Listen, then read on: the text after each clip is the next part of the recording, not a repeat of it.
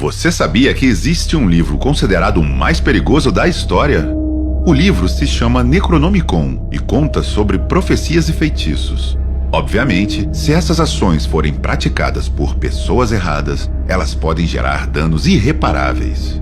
Mas o que será que torna esse livro tão perigoso quanto dizem? Quem escreveu esse livro? Qual é a história dele? Ficou curioso? Então vem comigo que hoje eu vou te mostrar todos os mistérios que envolvem esse famigerado livro.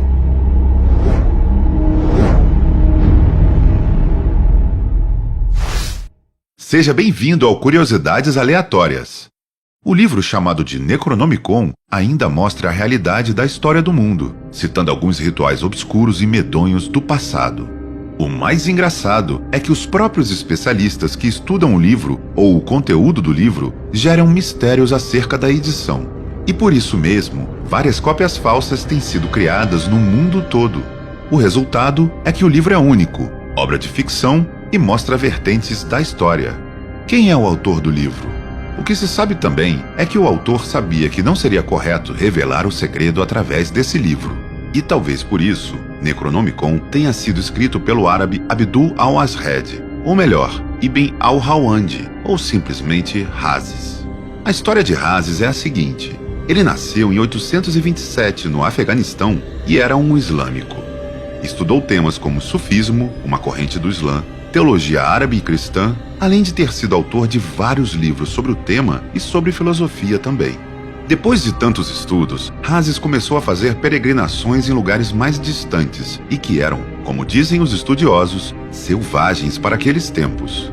Nessa trajetória, Razes viveu como professor desconhecido e reapareceu após 10 anos no Deserto Vermelho. O Deserto Vermelho fica em Rub al-Khali, e ele contou que nessa década de desaparecimento esteve na cidade perdida de Irã, que é mítica. E foi lá que estudou os ensinamentos antigos e secretos que estão no seu livro. Foi após essa década que Razes viajou para o Egito e começou a visitar outras cidades históricas, como Alexandria, Cairo e Mênfis. E foi lá que passou o resto do estudo do que ficou sendo chamado de ciências ocultas. Assim, nasceram as primeiras páginas de um livro que ele chamou de Al-Azif. O conteúdo é proibido e por isso todas as cópias foram destruídas. Já em 1100, o Al-Azif foi traduzido para o grego pelo mosteiro Sempou, que era um eremita do Egito, e foi aí que o livro ganhou o nome de Necronomicon. Já em 1211, a tradução foi proibida e as cópias queimadas por ordem de Constantinopla. No século XIV, o Al-Azif foi traduzido para o latim por Arnaldo Villanova. Em 1389, o Papa Bonifácio IX baniu os livros associados ao Al-Azif, mas uma tradução grega foi preservada. Se você entendeu a história até aqui, viu que entre os mandatos de pôr fogo nas obras, um exemplar sobreviveu, certo? E com a queda de Constantinopla, a obra chegou até a Rússia. Isso tudo por volta dos anos de 1453. Agora, me conta aqui nos comentários se você conhece algum livro que também foi alvo de tentativa de destruição pelas autoridades da época. Então, o livro foi escrito no Egito, mas foi traduzido para o grego e depois para o latim, e foi a versão grega que sobreviveu. Já na Rússia, Rasputin é quem ficou com um livro, que ganhou da esposa do imperador da Rússia, Nicolau II. E até hoje, acredita-se que só há esse texto original em árabe. Isso porque a cópia grega que sobreviveu foi pega durante os saques do mosteiro de Sempou. Mas antes disso, conta a história de que um alquimista, Teofrasto Paracelso, fez uma tradução para o alemão. E mais tarde, teve tradução do livro de Paracelso para os suecos. A tradução sueca teve fim em 1697, no incêndio do Palácio Real em Estocolmo.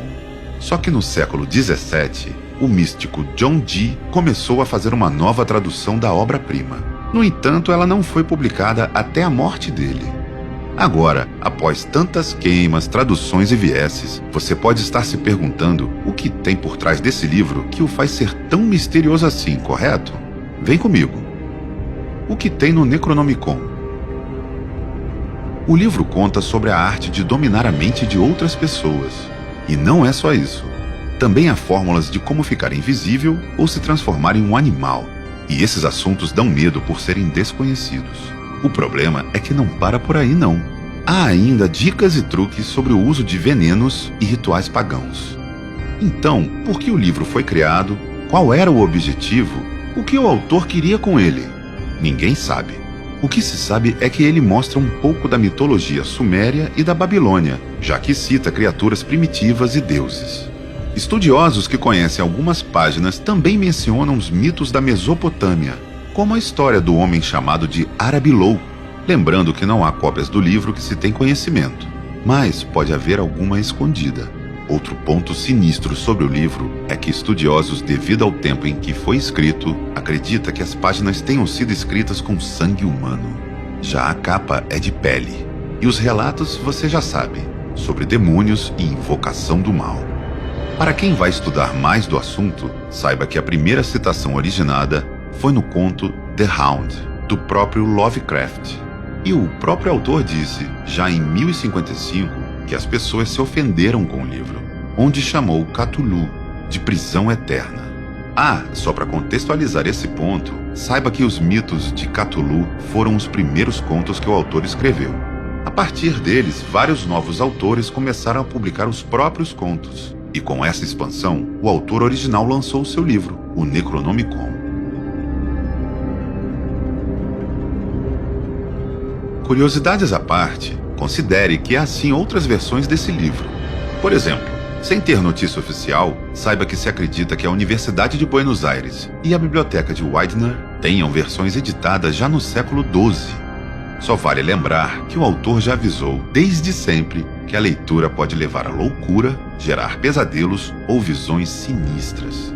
Portanto, se você vai procurar pelo exemplar, o ideal é ter noção sobre esses possíveis efeitos colaterais, está bem? Bom, agora que você já sabe do que se trata o livro mais perigoso do mundo, me conta aqui nos comentários se você se interessou em ler ou se quer o máximo de distância possível. Já aproveita também para deixar o seu like. Isso é muito importante para continuarmos produzindo novos conteúdos como esse. E não se esqueça de se inscrever no canal e ativar o sininho das notificações para não perder novos vídeos. Um grande abraço e até a próxima!